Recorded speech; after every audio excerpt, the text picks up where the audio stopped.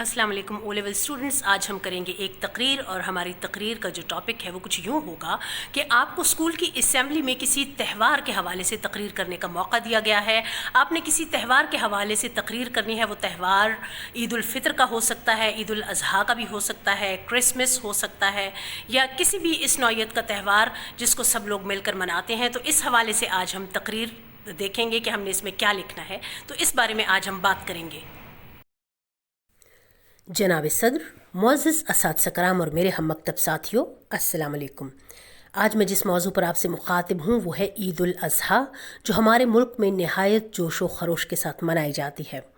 یہ اللہ کی طرف سے امت مسلمہ کے لیے ایک عظیم تحفہ ہے۔ چونکہ اسلام ایک مکمل ضابطہ حیات ہے، اس لیے اس کے تمام احکامات انسانوں کی فلاح و بہبود کے لیے ہیں۔ اسی طرح عید الاضحیٰ کے ذریعے ہم حضرت ابراہیم کی قربانی کو یاد کرتے ہیں کہ جب اللہ تعالیٰ نے حضرت ابراہیم کو اپنی سب سے قیمتی چیز قربان کرنے کو کہا تو انہوں نے اپنی متاع حیات اپنے جگر گوشہ حضرت اسماعیل کو چنا۔ یہ حضرت ابراہیم کے خلوص اور حضرت اسماعیل کی فرمانبرداری کا ایک کڑا امتحان تھا، اور وہ دونوں اپنے جذبہ ایمان کی بدولت اس آزمائش میں سرخرو ہوئے۔ یہ مکتب کی کرامت تھی یا فیضان خداوندی، سکھائے کس نے اسماعیل کو آداب فرزندی۔ حاضرین محفل، ذی الحج شروع ہوتے ہی صاحب استطاعت لوگ جانور ڈھونڈنا شروع کر دیتے ہیں۔ مویشی منڈیوں میں رش ہو جاتا ہے، اور ہمارے ملک میں لوگ ایک دوسرے سے بڑھ چڑھ کر مہنگے اور قیمتی جانور خریدتے ہیں۔ اور اب کچھ عرصے سے تو ہم دیکھتے ہیں ایک چلن بڑا عام ہے، مویشی منڈی میں جانوروں کے نام رکھ کر ان سے عجیب و غریب کارنامے وابستہ کیے جاتے ہیں۔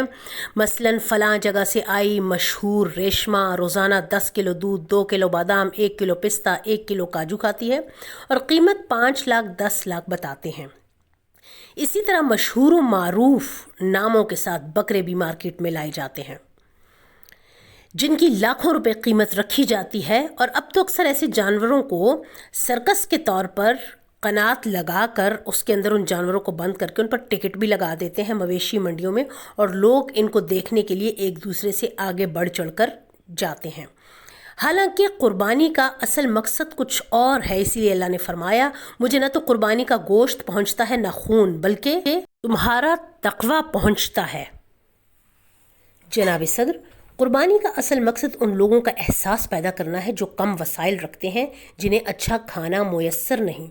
اسی لیے تو 3 حصے کرنے کا حکم ہے کہ 1 حصہ عزیز و اقارب کے لیے، 1 غربا اور مساکین کے لیے، اور 1 حصہ اپنے لیے رکھا جا سکتا ہے۔ لیکن عام طور پر ہوتا یہ ہے کہ ہم زیادہ حصہ اپنے گھر کے فریزر میں رکھ لیتے ہیں اور انہیں مستحقین تک پہنچانے میں بخل سے کام لیتے ہیں۔ جناب صدر، یہی چیزیں تو معاشرے میں عدم توازن پیدا کرتی ہیں، اور جب عدم توازن پیدا ہوتا ہے تو گلیوں اور بازاروں میں بھوک ناچتی ہے اور جرائم کی شرح میں اضافہ ہوتا ہے۔ جناب صدر، ہمیں دکھاوے اور نمود و نمائش کی قربانی سے آزاد ہو کر اس کی اصل روح کے مطابق قربانی کرنا ہوگی، تاکہ معاشرہ معاشی اور اقتصادی طور پر مضبوط ہو سکے اور قربانی کا حقیقی مفہوم بھی پورا ہو سکے۔ عزیز ساتھیوں، اس تہوار کا ایک مقصد لوگوں میں سماجی میل جول کا جذبہ پیدا کرنا ہے۔ روزمرہ زندگی کی مصروفیات میں اتنا وقت نہیں ہوتا کہ لوگ عزیز و اقارب اور دوست احباب ایک دوسرے سے مل سکیں، تو ان تہواروں کی بدولت سب ایک دوسرے سے ملتے ہیں، روٹھے ہوئے منائے جاتے ہیں، اور لوگ آپس میں گلے ملتے ہیں، رنجشیں نہیں ہوتی، ہر طرف جشن کا سما ہوتا ہے، اور مذہبی یگانگت اور ہم آہنگی پیدا ہوتی ہے۔ قوموں کی ترقی میں یہی اتحاد، یہی جذبہ اخوت جو ہے وہ نہایت اہم کردار ادا کرتا ہے۔ عزیز ساتھیوں، ہمیں اس جذبے کے ساتھ اس تہوار کو منانا چاہیے کہ ہم ان لوگوں کی خدمت کے جذبے سے سرشار ہوں گے جن کے پاس وہ سب وسائل نہیں جو ہمارے پاس ہے۔ ہم ان لوگوں کو اپنے وسائل میں شریک کر کے اس تہوار کی خوشیوں کو دوبالا کریں گے اور ان کا احساس محرومی ختم کریں گے۔ انشاءاللہ یہی حقیقی زندگی ہے، اور یہی ہم سے ہمارا اللہ چاہتا ہے۔ یہی ہے عبادت، یہی دین و ایمان، کہ کام آئے دنیا میں انسان کے انسان۔